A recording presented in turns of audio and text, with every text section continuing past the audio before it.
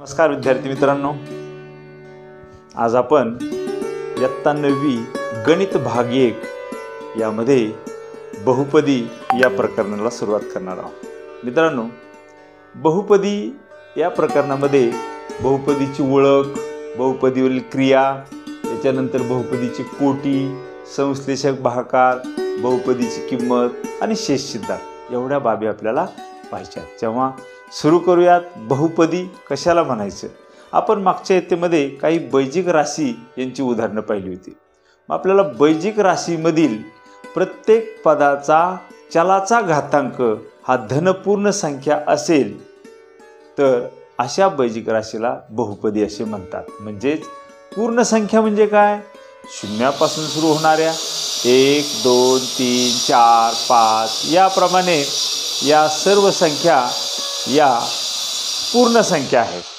आपण संचाच्या प्रकारामध्ये पाहिलं होतं, नैसर्गिक संख्यांचा संच, पूर्ण संख्यांचा संच, पूर्णांक संख्यांचा संच, परिमेय संख्यांचा संच।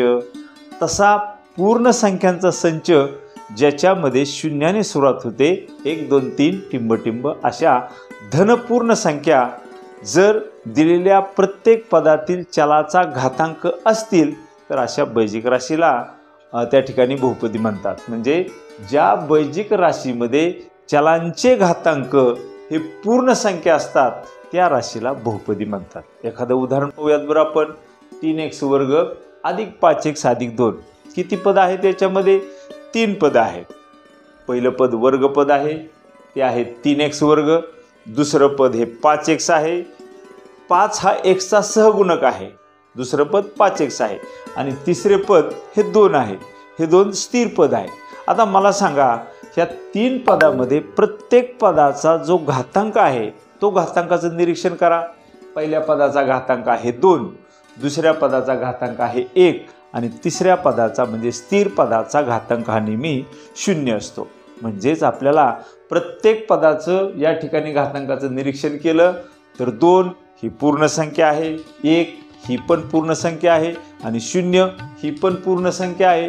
म्हणून या बैजिक राशीला बहुपदी असे म्हणतात। या ठिकाणी कोणते घातांक असले पाहिजेत? ज्यामध्ये 0 1 2 3 या धनपूर्ण संख्या असतील तरच आपल्याला त्या बैजिक राशीला बहुपदी असं म्हणता येणार आहे। कोणकोणते घातांक आहेत परत एकदा पहा। पहिल्या पदाचा घातांक 2 पूर्ण संख्या आहे, दुसऱ्या पदाचा घातांक 1 पूर्ण संख्या आहे, तिसऱ्या पदाचा घातांक 0 ही पण पूर्ण संख्या आहे। म्हणून ज्या कोटींचे घातांक किंवा ज्या पदांची कोटी ही धनपूर्ण संख्या असते तेव्हा त्या राशीला आपल्याला काय म्हणता येतं? बहुपदी असे म्हणतात।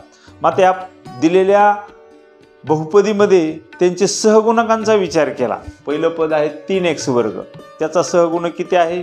3 आहे। त्यानंतर कर्निस्थ 3 आहे। दुसरं पद आहे -5m वर्ग, त्याचा सहगुणक -5 आहे आणि तिसरं पद आहे m, त्याचा सहगुणक 1 आहे। म्हणजेच या कर्निस्थ 3m चा घन -5m वर्ग अधिक m ह्या 3 पदामध्ये सहगुणक मात्र कर्णित 3 -5 आणि 1 आहे। तर घातांक आहेत 3 2 आणि 1 म्हणून ह्या राशीला सुद्धा बहुपदी असे म्हणतात। आता ह्या बहुपदी आहेत का? पहिलं उदाहरण पहा। 4/9 y चा वर्ग अधिक कर्निस्थ किंवा वर्गमुळात 2y आणि -1 3 पद आहेत। आता नीट निरीक्षण करा। पहिलं वर्गपद त्याचा सहगुणक किती आहे? सहगुणक विचारलं मी, घातांक नाही। y वर्ग या पदाचा सहगुणक 4/9 आहे। हा अपूर्णांक आहे। आपली अट काय आहे? सहगुणक कोणताही असला तरी चालेल, फक्त 0 असता कामा नये। मात्र घातांक हे धनपूर्ण संख्या असले पाहिजे। पहिल्या पदाचा घातांक 2 धनपूर्णांक आहे। दुसरं जे पद आहे त्या वर्गमुळात 2y या पदाचा घातांक 1 आहे आणि सहगुणक किती आहे? वर्गमुळात 2 हा सहगुणक झाला, म्हणजे याचाही घातांक 1 धनपूर्ण संख्या आहे। तिसऱ्या पदामध्ये -1 याचा घातांक स्थिर पदाचा कोटी 0 असते, म्हणून पहिल्या पदाचा घातांक 2 आहे, दुसऱ्या पदाचा घातांक काहीच नाही, तिथं 1 असतो आणि तिसऱ्या पदाचा घातांक 0 आहे। म्हणजे 2 1 आणि 0 हे घातांक धनपूर्णांक आहेत, म्हणून हे 1 नंबरचं गणित बैजिक राशी ही सुद्धा बहुपदी आहे. आता 2 नंबरचं उदाहरण पहा. 6 हे स्थिर पद आहे, पण 6ला कोटी 0 आहे. मी जर 6 गुणिले यमचा सहगुणक 0 केला, घातांकाचा नियम काय सांगतो, कोणत्याही पायाचा घातांक 0 असेल तर त्याची किंमत 1 असते. हा घातांकाचा नियम आहे. मग 6ला आपण काय केलं, यमचा घातांक 0 ने गुणलं तर घातांकाचा नियम तर आपल्याला माहितीच आहे. घातांकाचा नियम सांगतो की पाया ए असताना त्याचा घातांक 0, त्याची किंमत 1 येते. मग यमचा 0 ची किंमत किती येणार, 1 येणार. म्हणजे 6 गुणिले 1, 6 1 6. म्हणून या स्थिर पदाची कोटी किती आली, जो यमची कोटी आहे 0, म्हणजे स्थिर पदाची कोटी सुद्धा किती आहे, 0 आहे. म्हणजे ही 6 ही संख्या ही स्थिर पद असून बहुपदी आहे. पण कशी म्हणायची, हिला स्थिर बहुपदी अशी म्हणायची. यानंतर तिसरं उदाहरण पहा. वर्गमुळामध्ये x अधिक 2x घन वजा 4 3 पद आहेत. आता पाठीमागून सुरुवात करा. वजा 4 हे स्थिर पद आहे, त्याची कोटी 0 आहे.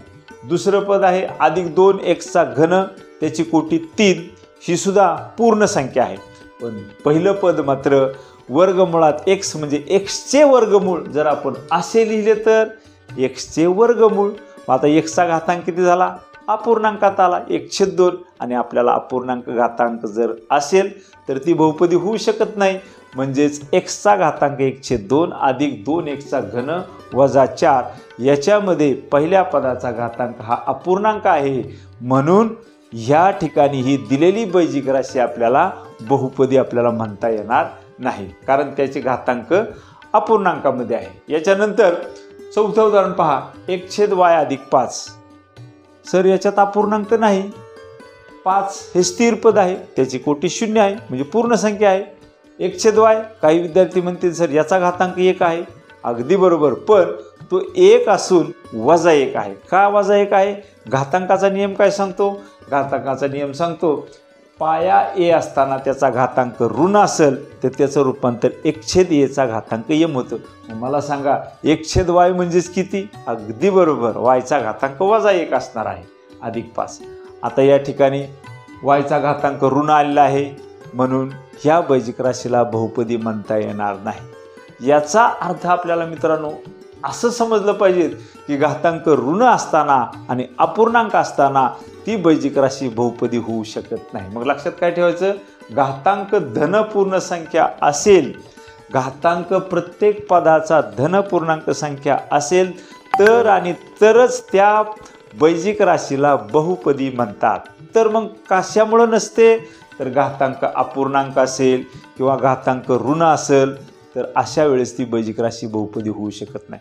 तुम्हाला ओळखता येईल आता बहुपदी कशी ओळखायची, येस अगदी बरोबर, फक्त त्याची कोटी किंवा घातांक हा धनपूर्ण संख्या असला की ती बहुपदी आहे. चला आता या प्रत्येक राशीतील आपण सराव संच 3.1 न सोडवता नुसत्या निरीक्षणाने सांगू की ही बहुपदी आहे का नाही. पहिला आकडा y अधिक 1/y. इथं 1/y म्हणजे वायचा घातांक किती असणार आहे, वजा, म्हणून पहिली गणित बहुपदी नाही. दुसरं गणित 2 वजा 5 सहगुणक कर्निस्थ x आहे. कर्निस्थ x म्हणजे वर्गमुळात x, x चे वर्गमूळ 1/2 म्हणजे x चा घातांक 1/2 आला, अपूर्णांकात आला. दुसरे गणित बहुपदी नाही. तिसरं गणित x वर्ग अधिक 7x अधिक 9 आहे, कारण त्याची कोटी 2 आहे, धन पूर्ण संख्या आहे, म्हणून तिसरं उदाहरण बहुपदी आहे. त्यानंतर चौथं उदाहरण 2m चा वजा दुसरा घात अधिक 7m वजा 5. इथं उघडच आहे, m चा घातांक ऋण आहे, बहुपदी नाही. त्यानंतर 10 ही स्थिर पदे आहे, त्याची कोटी 0 असते, आपल्याला माहिती आहे, म्हणून ही पण बहुपदी आहे. म्हणजे कोणकोणती बहुपदी आहेत, या ठिकाणी 3 नंबरचं एक गणित आणि 5 नंबरचं गणित हे बहुपदी आहे. यानंतर दुसरा प्रश्न काय आहे, खालील प्रत्येक बहुपदीमध्ये यम वर्गाचा सहगुणक लिहायचा आहे, सॉरी यम घनचा सहगुणक किती लिहायचे. किती उदाहरणं आहेत, 1 2 3.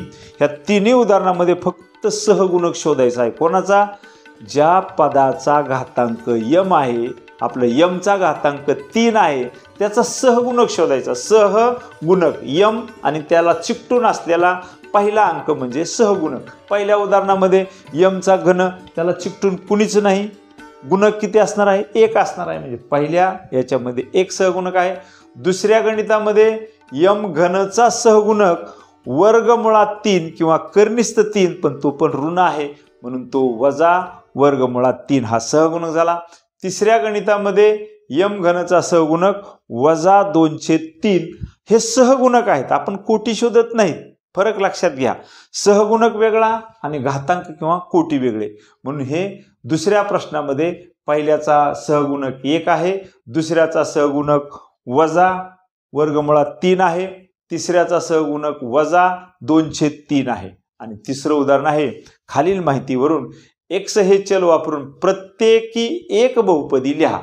x चल वापरायचं, कोटी 7 असलेली एकपदी, 7 कोटी असलेली कोणतंही लिहू शकता.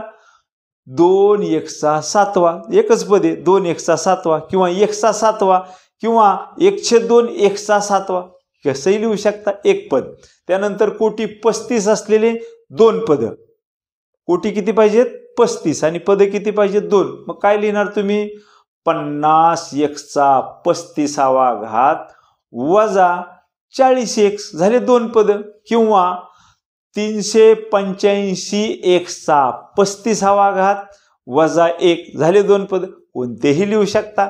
तिसऱ्या उदाहरणामध्ये कोटी 8 असलेली त्रिपदी. आता 3 पदे लिहायची, पण कोटी किती असली पाहिजेत? 8. मग काय लिहिणार?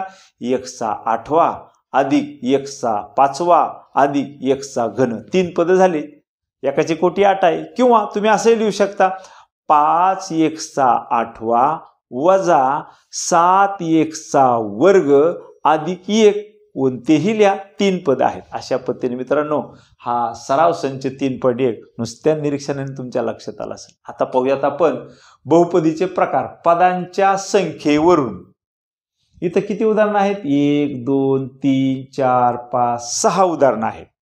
6 उदाहरणातून तुम्हाला शोधायचंय की एकपदी, द्विपदी आणि त्रिपदी त्यांच्या कशावरून? पदांच्या संख्येवरून. मग आता पहिलं गणित 3m वर्ग वजा 7m अधिक 1. ह्या पहिल्या बैजिक राशीमध्ये किंवा बहुपदीमध्ये काय लक्षात येईल आपल्या? ह्याच्यात 3 पद आहेत म्हणजे ही त्रिपदी झाली. दुसऱ्या गणितामध्ये 5x वर्ग अधिक 15 2च पद आहेत म्हणजे ती द्विपदी झाली. तिसऱ्या उदाहरणामध्ये 4p वर्ग 2 पद नाहीत, पद एकच आहे. 4 हा p वर्गचा सहगुणक आहे, एकच पद आहे म्हणजे ते एकपदीमध्ये आलं. 12m याची कोटी 1 आहे, 12 हा सहगुणक आहे, हे बी एकच पद आहे, एक पदाखाली एक पद गेलं. 2b अधिक 7b वर्ग इथं 2 पद आहेत म्हणून हे द्विपदीमध्ये जाणार आहे.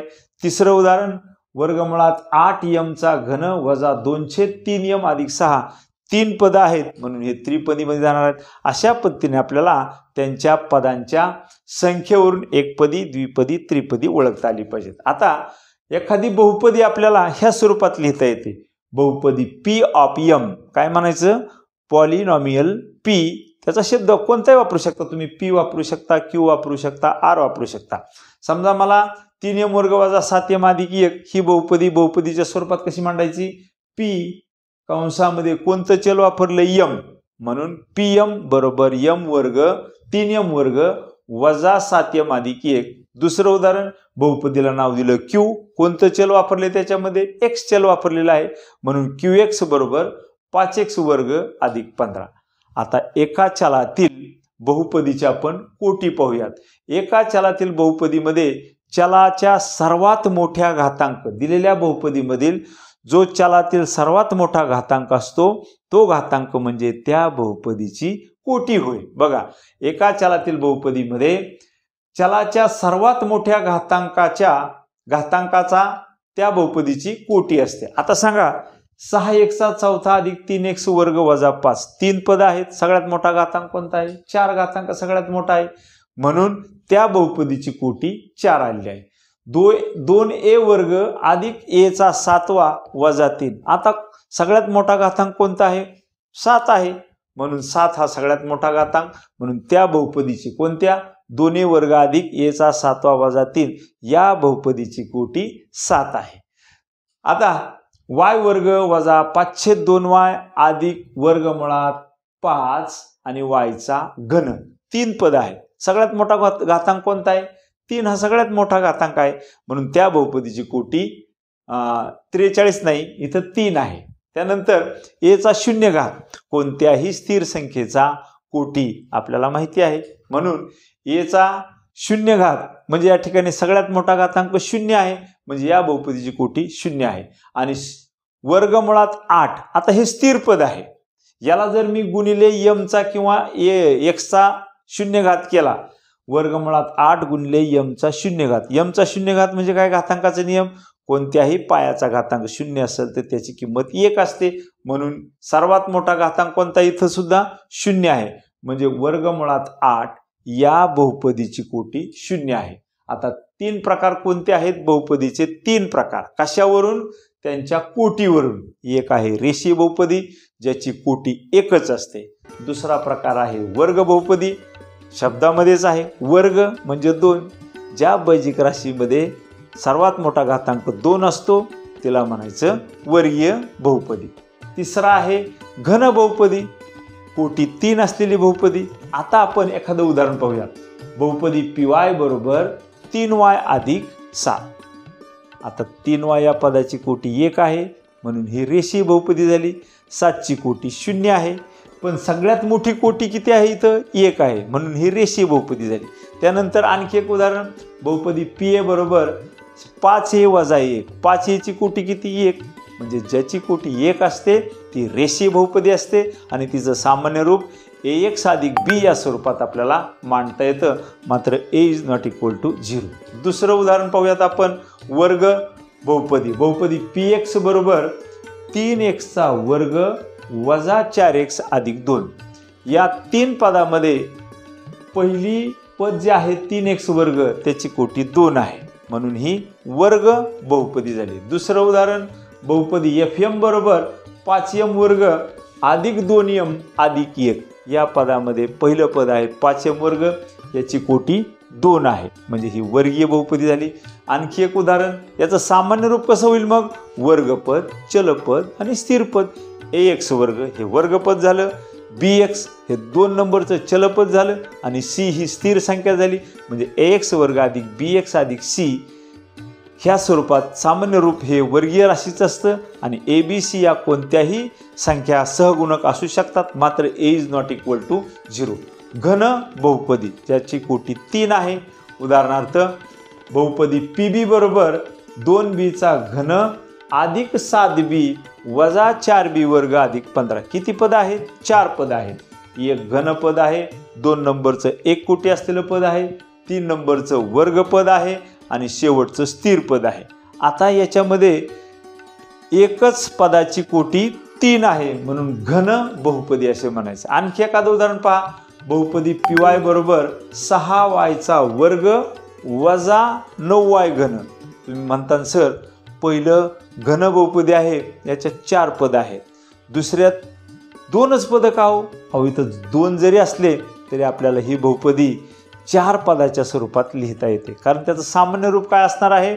AX घन अधिक BX वर्ग अधिक CX अधिक D ABCD या कोणत्याही सहगुणक वास्तव संख्या असणार आहे. म्हणजेच आपल्याला हे 2 नंबरचं जे गणित आहे, बहुपदी PY बरोबर 6Y वर्ग वजा 9Y घन, याची कोटी 3 आहे, म्हणून ही घन बहुपदी आहे आणि त्याचं सामान्य रूप AX घन अधिक BX वर्ग अधिक CX अधिक D A is not equal to 0. या पद्धतीमध्ये आपल्याला रेषीय बहुपदी, वर्ग बहुपदी आणि घन बहुपदी परीक्षेला हमखास प्रश्न विचारला जातो. अशा गोल वर्तुळामध्ये तुम्हाला वेगवेगळ्या बैजिक राशी दिलेल्या असतात आणि साईडला चौकट असते. शोधा वर्गीय राशी कोणती, रेषीय बहुपदी कोणती, घन बहुपदी कोणती, सहज समजणार आहे. फक्त काय लक्षात ठेवायचं, 1 कोटी असली की रेषीय बहुपदी, 2 कोटी असली की वर्ग बहुपदी आणि 3 कोटी असली घन बहुपदी. मित्रांनो, अशा पद्धतीने आपल्याला हा बहुपदीचे प्रकार त्यांच्या कोटीवरून आपल्याला समजले पाहिजेत. आणि पुढच्या तासाला आपण पाहणार आहोत बहुपदीवरील क्रिया, बेरीज, वजाबाकी, गुणाकार, भागाकार, संश्लेषक पद्धत, रेषीय पद्धत, बहुपदीची किंमत, शेष सिद्धांत, अतिशय सोपा भाग पुढच्या तासाला मी तुम्हाला समजून सांगणार आहे, एक एक टॉपिक घेणार आहे, अत्यंत बारकाईने सखोल पद्धतीने तुम्हाला या पुढचे व्हिडिओ पाहायला मिळणार आहेत। कुठेही जाऊ नका, राहा एक पाऊल पुढे। क्रिएटिव्ह HM लोणी सबस्क्राईब करा, बेल बटन दाबा आणि म्हणा गणित झाले रे सोपे। Thank you very much.